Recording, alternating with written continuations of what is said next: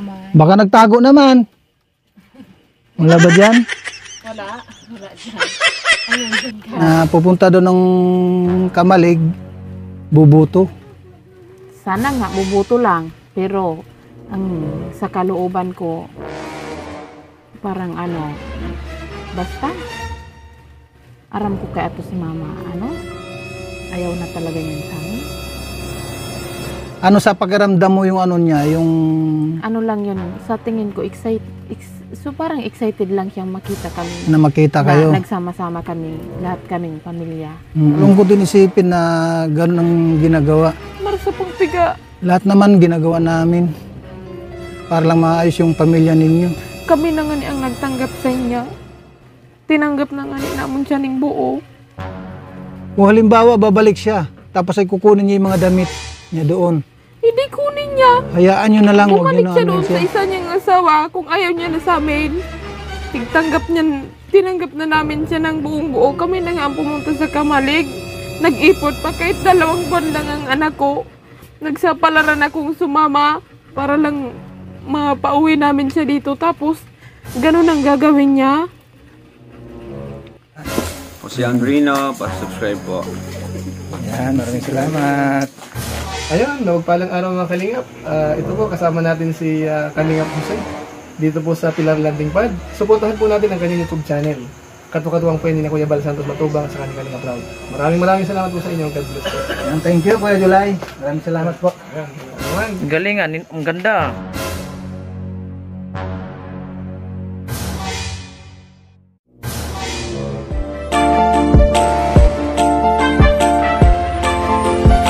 Siya ang makakasama nyo at magiging katuwang aalala sa mga nangangailangan. Jose Andrino, ang kalingap ko na laging nandito. What's up mga kalingap? Sa mapagpalang umaga ulit sa ating lahat. Dito na tayo sa Dunsol. Halos karating lang natin. At meron akong nabalitaan na naman dito mga kalingap. Tungkol ito kay Nanay Annalisa. At nasalubong ko nga si Tatay Valentin. Pumunta, nag-igib siya ng tubig. Ngayon, mayroon siyang kwentong hindi ka nais-nais, no? At yun, alamin din natin yung kwento na iyon na maya ulit. At alamin din natin kay Vanessa ang kwento na iyon. Tara mga kalingap, dito na tayo. Karating lang natin. Andito pa nga, ito nga din yung aking bag, yung damit. Naabutan tayo na naman ng basang-basa na naman tayo ng ulan. Naabutan ako ng ulan dyan banda. Parting San Rafael. Tara mga kalingap, samahan nyo lang ako. Puntahan natin din sa bahay nila Vanessa. At i-update na rin natin yung bahay na ginagawa. Tara.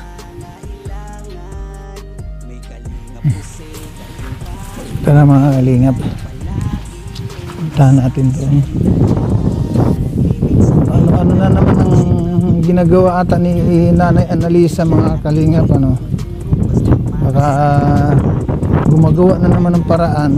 Ang sabi ni Tatay Valentin, naglakad-lakad daw si Nanay Annalisa papunta daw ata ng Kamalig at bubuto. Wala na, kung halimbawa man bubuto siya ngayong oras na ito, tapos na yung yung butuhan. Depende na lang kung anong oras yung Pero bakit pa mga kalingap, kayo nang bahalang mag-advise sa comment section kung ano man ang yung karapat dapat. Kung siya ba ay kung sakali man na babalik siya doon, kung sa tingin ninyo dapat pa bang sunduin or hindi na. Dahil nangyayari kasi mga kalingap, siyempre sinundo na namin nila Kuya Bal yan, pinag-ayos. Kaya lang sa nangyari po ito ay parang hindi ata sila nagkakasundo. Dahil nga sa sitwasyon na parang ewan, malaman lang natin to mga kalingap ano, sa kailang kwento mamaya. Oh, ito lang ang pasalubong nila sa atin, yung balita na hindi naman maganda. Ayun ako, hirap din ang sitwasyon na yan ano. Meron pa nga tayong problema doon sa kay Piniel sa papa niya, tapos ganito din yung maadatnan natin dito kay Nanay Analisa at kay Tatay Valentin, no? Ang hirap din mga kalingap na ganito ang sitwasyon, tapos hindi magkakasundo. Pinag-ayos muna nga sila para umuki yung samahan nila. Ang nangyari, ganito pa ang ating mabalitaan pagdating natin dito. Dito na tayo mga kalingap. Oh. No, nung papunta ko ron, Akala ko ikaw Martes. di kasi pinauna na ako ni Kuya Bal. Kumusta? Salubong ko na si Tatay Valentin ha. Maulan di ba? May ano na naman akong narinig na hindi naman maganda. Para po ako sa ugod. Mama, Bakit sa ugod siya pupunta? pili mama, pili. May tatay. Bakit sabi ano? Bakit sabi ano ba yun? Pupunta ng Kamalig. Noon ko nga po, pupuntahan ko doon ngayon sa ugod. Hinihintay ko lang si Tay Papi. Oo. Ba't ano ba nangyari kasi? Tatanungin ko na lang kung anong problema. Papay. Ba't ano ba kasing problema? Nag-ano na naman sila Tatay Valentin? Nagkakagulo na naman? Kagabi daw, sabi ni Pat, niyakap lang daw niya si Ma, tapos bigla daw nagkalim si Ma. Oo. Hindi naman alam ni Pa na masakit pala yung tiyan niya. Sabi Oo. ni Papa, Uy. sabihin mo pa, Ma, para alam ni ano ni Pa. Oo. Pili mo.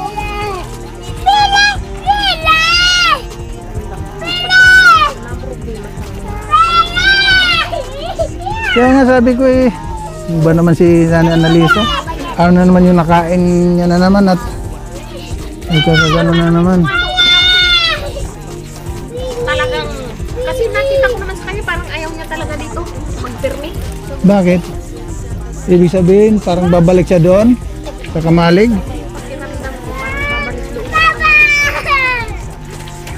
doon. Kung babalik siya doon, hayaan nyo na lang. Huwag nyo nang anuhin. Kaya mamaya, sabi ko, tatanungin ko siya harapan. Kasi sabi ko, pati ako na problema ako. Dapat nga, sabi ko na patuwa na lang na umuwi siya dito. Kaya nga. Tapos, umuwi siya, pati lugod ako nangon tumi. Tay, dito ka nga tay. May tatanong lang ako din sa iyo.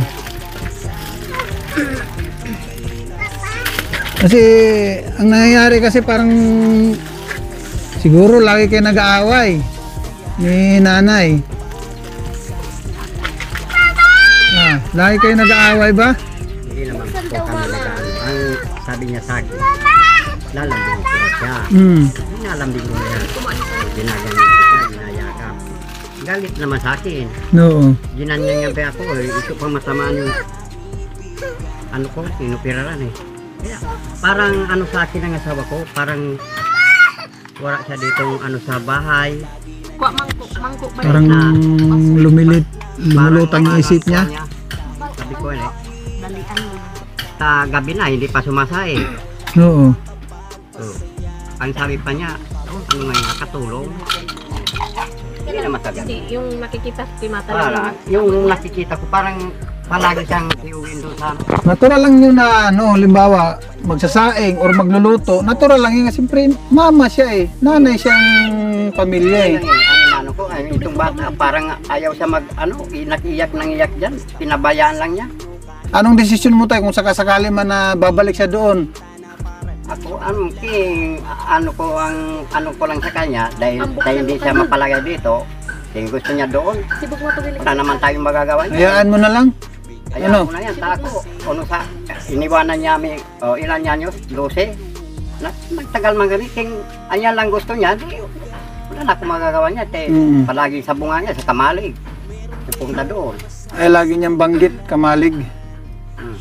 Kaya, wala na akong magagawa. Kanina, kalubungan ko, Ay, kanina lang? kanina, Tapos sabi, Kamalig pupunta. sabi, maabuto daw, bubuto. Bubuto pa siya. Anong oras na? Hindi niya na maabutan ha. Yan layo. Yeah. Sabi man nung nakasunod na matanda, mag-ano ko pa nga, arayo na nga to, mag-struggle ka na nga di mag-kuwan, di kayo magbuto. Ano sabi, kaya mo, kuwa nga ako, mamun pa nga ako sa aki ko, baka hindi ako, barang hindi siya papuntahin, kaya No. magsasabi. Pati nagsabi sa'yo ba ni? Hinintay lang ako umalis sa kasi lumayas din. Kasi nagbuto ako dyan. Nagbuto siya kasi. Tapos may plano na pala siya kanina. Oo, baka nakaplano na nga yun. No. Bihis na siya. Hindi ko Oo. naman siya tinanong. Akala ko Kanina? isipan lang magbihis. Pag sabi niya ang sabi, pupunta ka anak ko. Hindi naman ako masyadong nagwa. Siyempre, maano naman ako sa kanya, baka pinano lang ko na lang siya. Ang nakita ko lang, si Pana lang parati yung nag-a-adjust. Ako na lang nag-adjust eh. No. Kaya, Iba naman yan. kanina nasa lubong ko yun. Dito sa kabila ako, nang doon, pauwi na ako. Gaya nung isang araw, binibigyan ni Pa ng pera, Yeah. ayaw tanggapin. Ayaw kunin. Halos si Pa naman lahat gumagawa ng effort. Bakit ayaw tanggapin? Nilalambing niya kagaya ng kagabi. Kaso si Ma talaga parang ayaw niya. Eh, baka nga siguro naisip niya yung nasa Kamalig. Sabagay, 11 years naman siya wala sa amin. Sanay na din kami. Kung gusto niya doon, di bahala na siya. Ayaw niya pa yun na ang ganda na nga ng binigyan na opportunity para sa kanila. Kasi Para sa kanya. dami niyang palusot, dami niyang dahilan. Dami niyang dahilan. Kahit ano ang sinasabi. Ano ang inaano niya. Kaya Mas gusto lang niya, mabuti na parang lang makaano siya. prangkahin na lang, direct. Makalabas siya ng bahay. Biruin mo, ginawa na ng paraan ni Kuya Bal para magkaayos kayo. Pinaayos yung bahay para mabigyan din kayo ng hanap buhay, kung anong pwedeng gawin na hanap buhay. Ako na lang sana yung nag-adjust sa kanya, hindi na ako sa kanya nag-ano. Pinapayaan ko lang siyang, Di ibig sabihin, sa madalit sabi, kay Nanay Annalisa ang mayroong diferensya. Wala naman sa iyo. Ako nakikita ko rin po talaga. Oo. Kay Nanay Annalisa. Sa mama ninyo ang may diferensya talaga. Parehas kagabi, hindi niya naman pinapaliwanag kung ano yung masakit sa kanya. Para No. niya po siya ni Pa, bigla umalis, tapos naghalit. Sabi ko dapat kanina, kinausap ko siya, dapat masabi ko, pinaliwanag mo kita na masakit yung tiyan mo, hindi yung bigla ka na lang aalis. Eh, sabi ko, hindi naman mangula si Pa. No. Ang pagkaalam nun ni Pa, nagtatampo ka ng walang dahilan. O baka gumagawa lang talaga siya ng dahilan para para gustong bumalik ng Kamalig. Hindi naisip ko, baka nga gusto niya dun bumalik. Grabe naman din niya. Sabi ko mamaya, tatanungin ko siya, pupunta ako ng Uy, para magkaalaman na. bubo. Kasi magsusumbong naman yun dun sa kapatid namin sa agad. No. Iba yung kwento niya. Iba na naman ang kwento roon. Sabihin inaway mo at pinalayas mo na naman, baka gano'n naman sasabihin doon. ganyan naman sabihin doon sa Sabi nga dyan kanina. Hindi na ako nagpaalam kasi kung magpapaalam ako, hindi naman papayagan. Hindi naman ganun. Dapat siyempre, kahit pa paano magpaalam ka. Kasi may mga tao ditong Kaya nga. Hindi naman mga aso yung iniwan dito. Para hindi ka magpapaalam. siguro yung gusto niya, makabuelo talaga siya. Yung wala siyang iisipin, yung sarili niya lang. Sarili niya lang.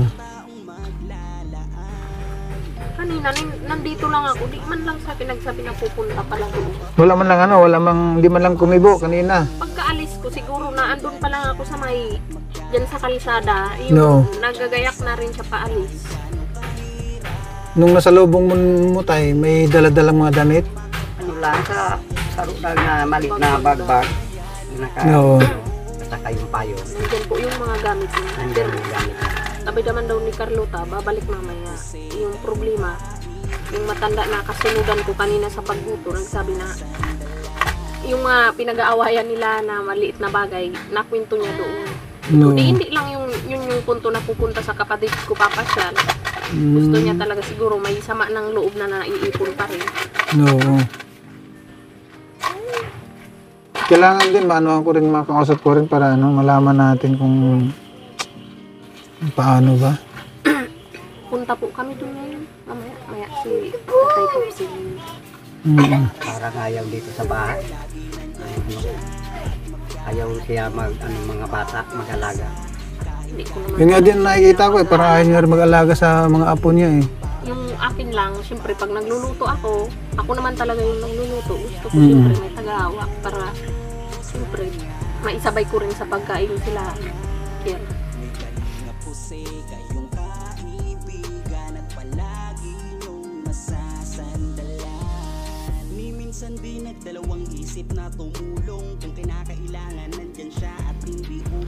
Andito tayo ngayon mga kalingap sa area nila ni Luisa.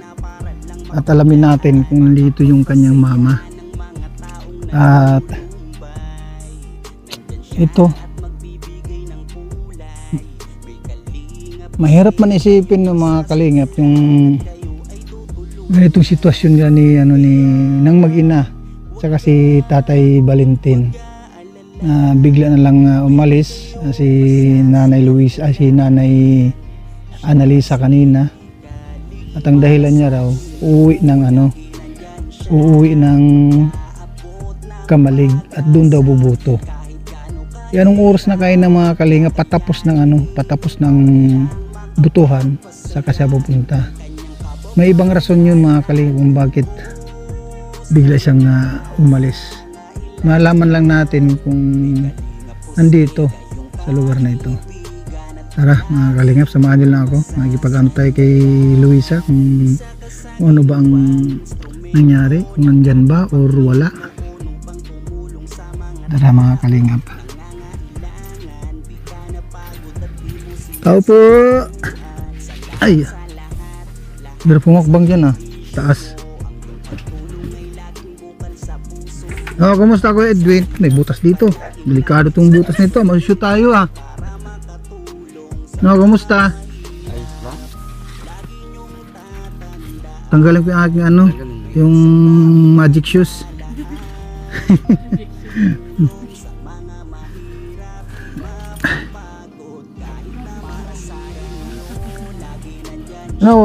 Wala ba dito si mama ninyo? Wala. Si mama. Baka nagtago naman. Wala ba dyan? Wala. Wala dyan. Ang yun, kala.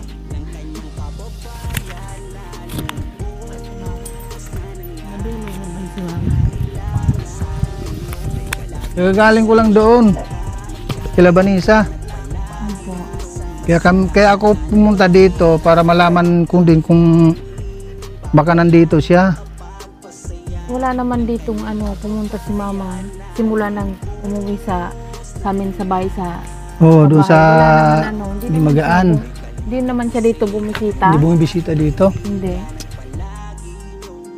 Dahil kasi ang paalam daw ata doon, sabi kay Vanessa, kay Tatay Valentin sa papa ninyo.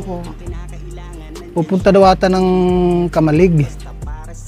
Ano sa palagay mo, Luisa? Totoo kayo yung sinasabi niya na bubuto lang siya doon? Yun ang dahil niya, yun ang sagot niya doon kay kay Tatay Valentin sa papa ninyo. Siguro. Na pupunta doon ng Kamalig, bubuto. Sana nga bubuto lang, pero sa kalooban ko parang basta aram ko kay ato si mama ayaw na talaga niyan sa amin.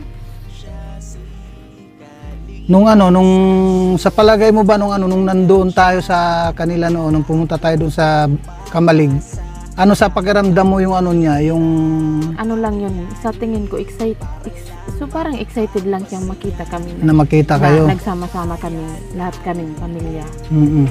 Pero sa tingin ko talaga, abo na sa Nakakalungkot din isipin na gano'n ang ginagawa. marasa pang piga. Lahat naman ginagawa namin para lang maayos yung pamilya ninyo. Kami na nga ni ang nagtanggap sa inya. Tinanggap na nga ni namon siya ning buo. Tapos arag sa nang gigibon niya. Sana nga nagbuto lang siya doon sa Kamalig. Kasi ibang pakiramdam ko.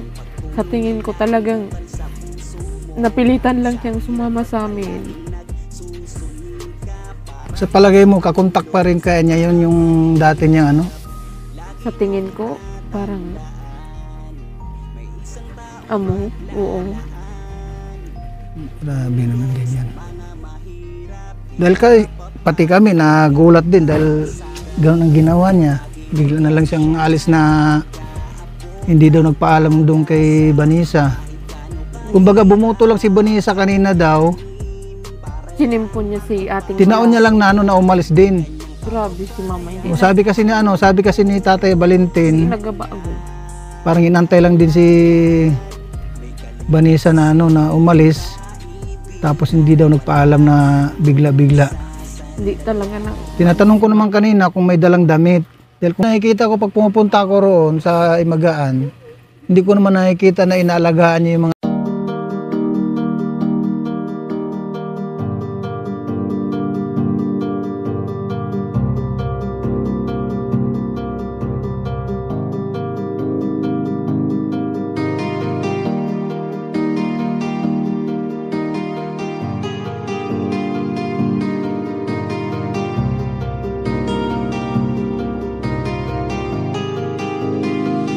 para sa inyo. Lagi nandyan siya at mag-aabot ng pag-asa. Kahit gaano kahirap kakayanin para lang makapagpasaya ng kanyang kababayan na lubos na nangangailangan. May kalingap po kayong kaibigan at palagi niyong masasandalan. Ni minsan di nagdalawang isip na tumulong. Kung kinakailangan nandyan siya at hindi umuurong. Basta para sa inyo kahit maputi kang daan. Hindi niya alintana para lang makapaglaan, makapagpasaya ng mga taong nalulumbay. Nandyan siya at magbibigay ng kulay. May kalinga po kayong masasandalan at kayo ay tutulungan. Kaya huwag kang mag-aalala, meron kayong masasandalan. Siya si Kalinga. Para sa inyo, lagi nandyan siya at mag-aabot ng pag-asa. Kahit gaano kahirap kakayanin para lang makapagpasaya ng kanyang kababayan na lubos na nangangailangan. May kalinga po kayong kaibigan at palagi niyong masasandalan.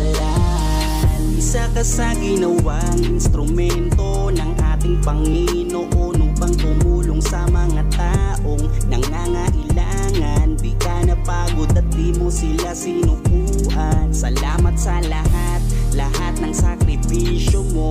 Ang iyong pagtulong ay laging bukal sa puso mo. Laki sa hirap at palaging nagsusumika para makatulong sa mga mahirap. Lagi niyong tatandaan, may isang taong maglalaan ng tulong sa mga mahirap. Di mapapagod kahit na para sa inyo. Lagi nandyan siya at mag-aabot ng pag-asa. Kahit gaano kahirap kakayanin para lang makapagpasaya ng kanyang kababayan na lubos na nangangailangan.